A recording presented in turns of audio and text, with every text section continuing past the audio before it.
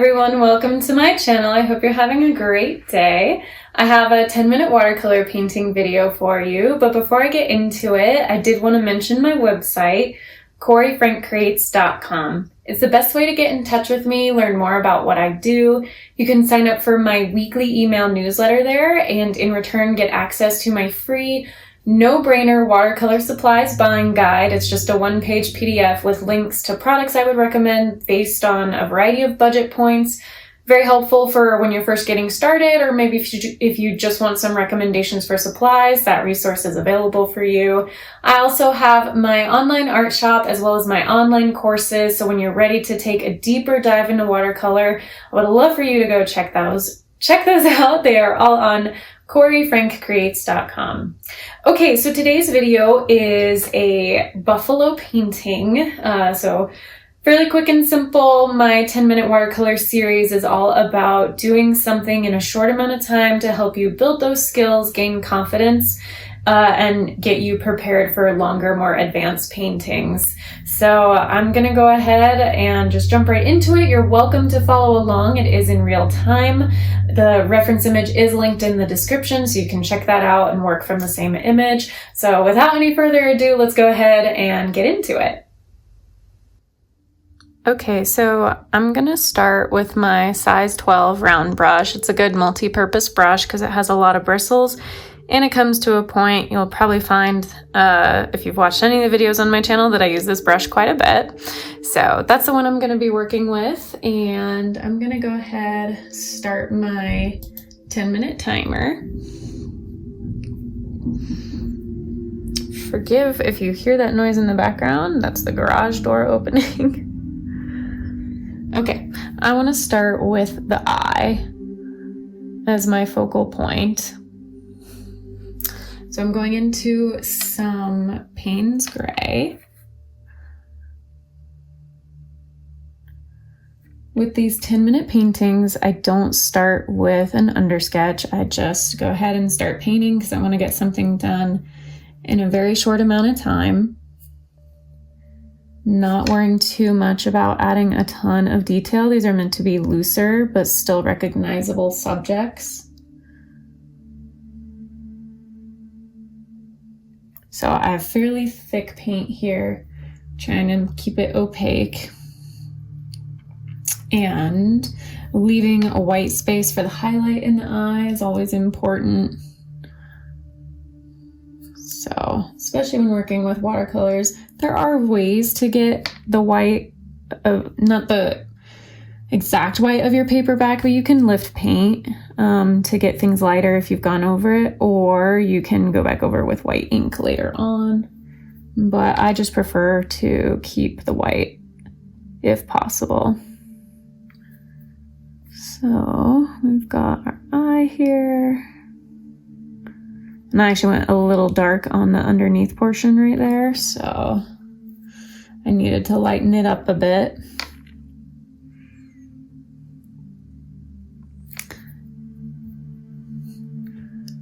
And you have to try and find a good balance when you're doing these kind of quicker paintings.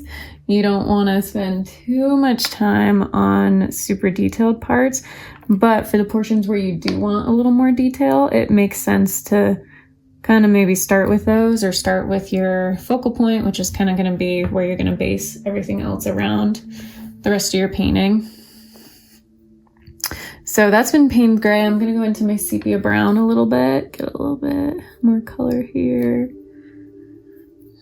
It's a little too much. Watercolor is all about balance, the balance of pigment in your brush and water, as well as balance of light and dark. So, all right, I really want to start kind of moving on a bit. Although a little bit. So I waited for this to mostly dry, and then I'm gonna go back over and spread some of this just a little bit because it wasn't a pure white. So give a little more dimension to the eye. Now I just want to really start having fun with some color. I love playing around with kind of non-standard colors in my pieces, just to give it a really fun, fantastical look. So that's what we're gonna do here. That was not sepia brown. It was burnt sienna, this orangey color. So a really nice dark tone. And I'm looking at my clock. My time is going very fast. So I'm gonna have to really pick up the pace. That's the one thing about these 10-minute paintings is I always think I have so much more time than I actually do. So I tend to linger in one spot and then go, yep, time to get a move on. But that can actually help add like that sense of urgency and just like make your brush strokes really free and open. Okay, this is dioxazine purple. I'm just gonna block in as much color as I can. This was, oh, let's see, what color was that? My brown madder, this sort of red tone, makes it a really deep brick red color, which I love. It's very pretty. Okay, I am gonna go, I have about 5.5 minutes left, and I wanna get the next sort of detail portion of my face, and I'm gonna really go in with this nostril right here. It's very dark. Again, that's the Payne's Gray. I'm gonna lighten up the bottom with a little bit of sepia brown. And you can see how often I put my brush in the water and then dab it on my towel over here. And that's what helps me achieve that proper balance between the pigment and the water. Okay, nose, gonna come here.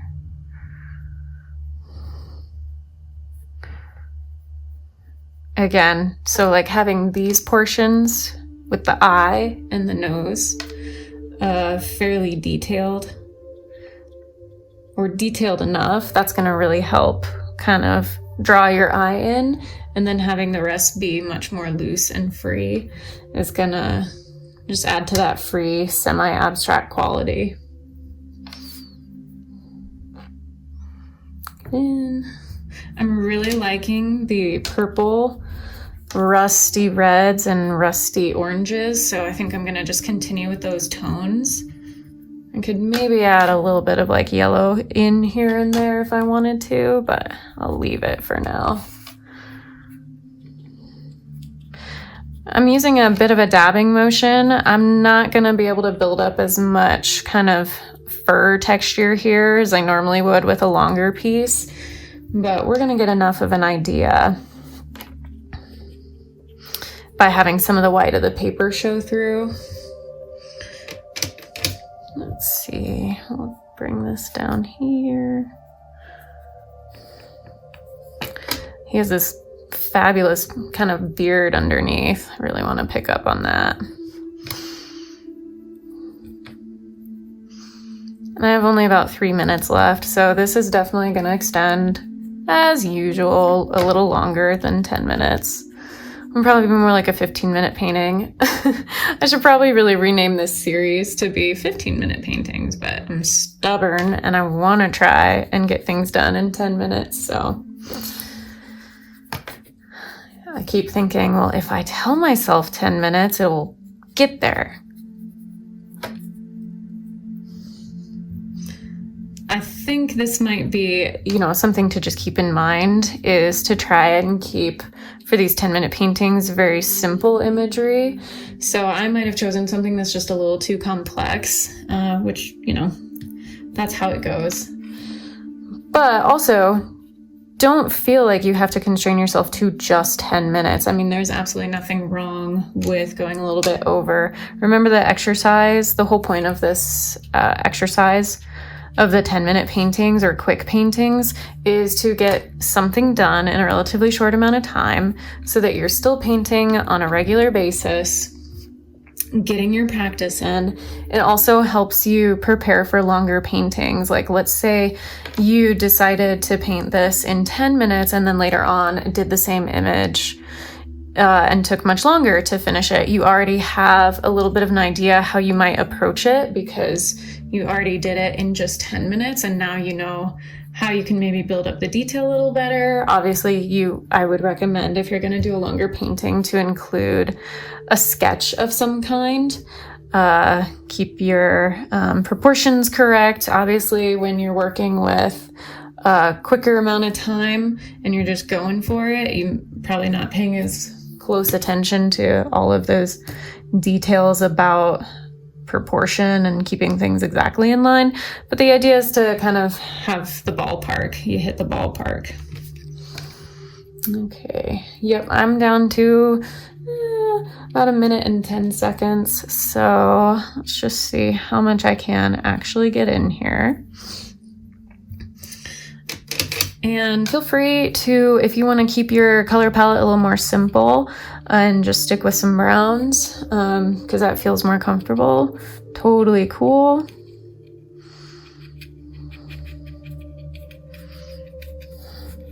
I just really enjoy mixing some of these unexpected tones. Kind of going beyond the use of local colors, as I've heard it called, or kind of your expected colors. Okay. Okay, I've got about 22 seconds left. Let's see if I can really finish this off as best I can. More dioxazine purple. And get some of my burnt sienna.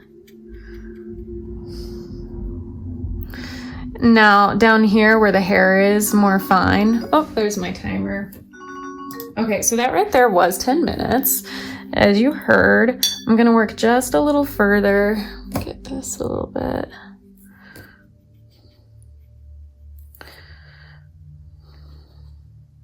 Kind of the upper back as it comes in of the buffalo or bison, however you will.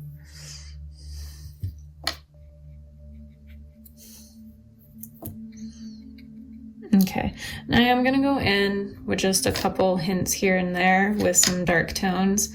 Add just these little bits of texture here and there. So really the main colors I used in this piece were the Payne's Gray, some burnt sienna. I used sepia brown for that really dark brown here and there. And then brown madder for some of this really deep kind of brick red. I also right here, some of this red, I used cadmium red deep. And of course the dioxazine purple. If I already said that, forgive me. My mind gets a little scattered sometimes. So I'm just gonna kind of do a little bit of a fade out here.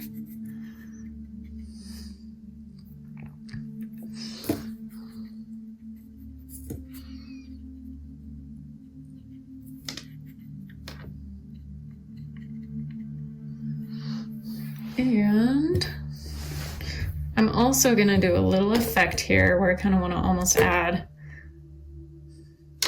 as if he's like breathing out. A little smoky kind of effect.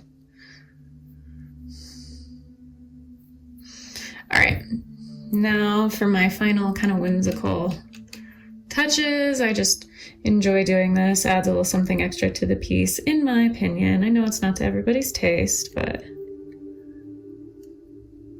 I love the splatter. It just speaks to me. So that was the brown madder. I'm just gonna pick up on a couple of the other colors that I really used heavily, some of these purples. And here, I don't have as much contrast in the actual painting itself on the buffalo because it's overall pretty dark. And by the way, if you want to see the reference image I used, it's linked in the description. It's from unsplash.com. They have royalty-free images, which is really great. But I really want to give the photographer credit whenever possible. Here's some of my Payne's Gray. You can see the difference between when the paint hits a dry surface and it just sticks where it is versus when it hits a wet surface and starts spreading. So that gives you a nice indicator of the difference between the wet on wet versus the wet on dry technique. But yeah, so the contrast is more between the white of the paper and the dark tones that are on the actual face of the buffalo. Ooh, hold on. We got to get another horn in there. Let's get a little bit of Payne's Gray. Coming up over on this side. And again, I'm taking some creative license as far as like how accurate this looks here compared to the image because of the short time frame. But there we go.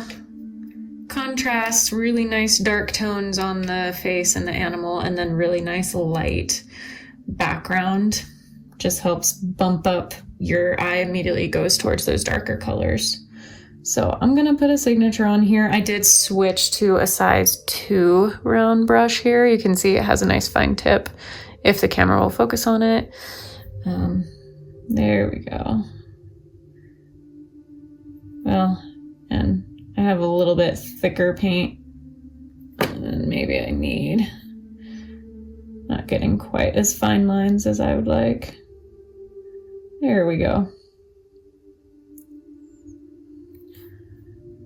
It's good practice with using a detail brush to write your signature, trying to stay right on those tips, the tip of the brush, so you can get those fine lines. That kind of helps you practice some detail.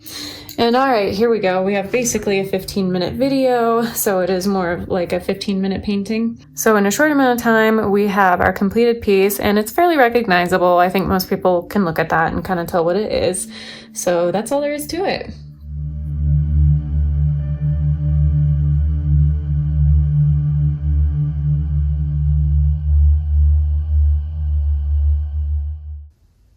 Thank you so much for watching. I hope you enjoyed that and found it helpful. If you did, please give this video a thumbs up. Go ahead and subscribe to my channel if you haven't already. I'd really appreciate it. Until my next one, be kind to yourself, be kind to others, God bless, and I will see you soon.